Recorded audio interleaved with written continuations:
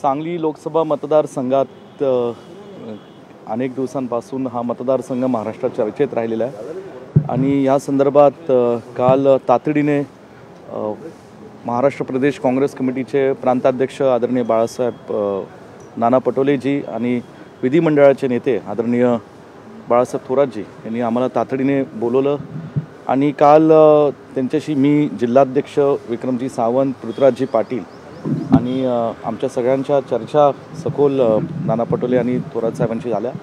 त्याचबरोबर मला फोनवरून पटोले साहेब आणि थोरात साहेबांनी अखिल भारतीय काँग्रेस कमिटीचे आमचे महासचिव आणि महाराष्ट्राचे प्रभारी रमेश चेन्नेतलाजी यांचंही संभाषण काल माझ्याशी झालं।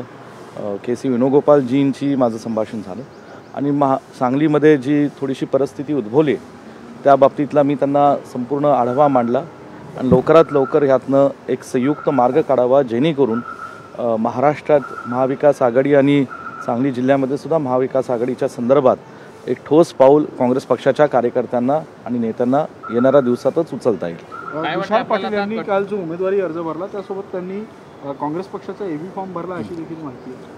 नाही, काँग्रेस पक्षाचा AB फॉर्म भरलेला नाही, पण काँग्रेस पक्षाचा जो काही कुठल्याही पक्षाचा निवडणुकीच्या काळातला जेव्हा AB फॉर्म जोडला जातो हा शेवटच्या क्षणालाही देऊ शकला जातो आणि म्हणून 19 तारखेपर्यंत 3 वाजेपर्यंत मुदत आहे।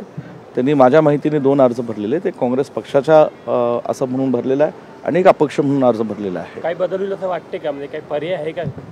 नाही, आता बदल होईल की नाही हे मी जाणत नाही, कारण आता राज्याच्या आणि देशाच्या काँग्रेस पक्षाच्या आमच्या ज्येष्ठांची ही जबाबदारी आहे की एक सांगली जिल्ह्याचा काँग्रेस पक्षाचा कार्यकर्ता आमदार म्हणून आम्ही सगळ्यांनी सातत्याने प्रामाणिक प्रयत्न केला की ही सांगली जिल्ह्याची जागा ही काँग्रेस पक्षाला मिळावी आणि त्याच्यासाठी शेवटच्या क्षणापर्यंत आम्ही प्रयत्न केला।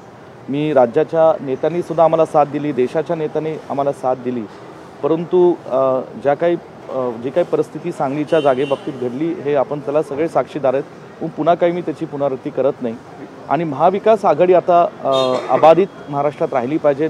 महाराष्ट्रातलं वातावरण महाविकास आघाडीसाठी अत्यंत चांगलं आहे आणि या दृष्टीने आता येणाऱ्या काळात काय पावलं टाकायचे हे आता महाराष्ट्रातल्या ज्येष्ठांनी आणि देशातल्या आमच्या वरिष्ठांनी ठरवलं। विशाल पाटलांना AB फॉर्म मिळाल्यानंतर ते बंडखोरी करण्याची तयारीत आहे, वंचित कडून लढतील का त्यांनी?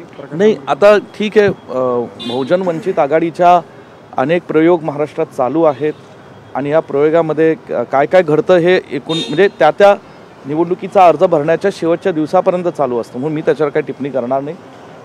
राहिला प्रश्न अपक्ष भरायचा आणि उभा राहायचा, ह्या बाबतीतली मला खात्री आहे की काल जी काही जिल्हाची वस्तुस्थिती आम्ही मांडलेली आहे त्यातून राज्यातले वरिष्ठ आणि देशातले वरिष्ठ त्यांच्याशी बोलून यातनं मार्ग काढतील। ठीक आहे, म्हटलं की यामध्ये आता महाविकास आघाडी धर्म पाळावा लागणार आहे। आमचे ज्येष्ठ नेते जे होते त्यांनी सुद्धा प्रयत्न केला, आता मिळाली नाही, त्यामुळे आता महाविकास आघाडी धर्म पाळण्याची ही सूचना आदरणीय नाना पटोले साहेब, आदरणीय बाळासाहेब थोरातजी, आदरणीय रमेश चेन्नेतलाजी, आदरणीय KC वेणुगोपालजी या सर्व वरिष्ठ नेत्यांनी आता जिल्ह्यातल्या आम्हा तमाम नेत्यांना दिलेली आहे की महाराष्ट्राच्या हितासाठी महाविकास आघाडीचा धर्म म्हणून महाराष्ट्राच्या जनतेच्या संरक्षणासाठी, महाराष्ट्राच्या जनतेच्या विकासासाठी महाविकास आघाडी धर्म पाळायला पाहिजे। ही सूचना आम्हाला काल आलेली आहे, आम्ही आमच्या भावना त्यात काय आहेत त्या मांडलेल्या आहेत, पण थोरात साहेबांनी ह्या सूचना आम्हाला कालपासून दिलेल्या आहेत। ओके, थँक्यू दादा।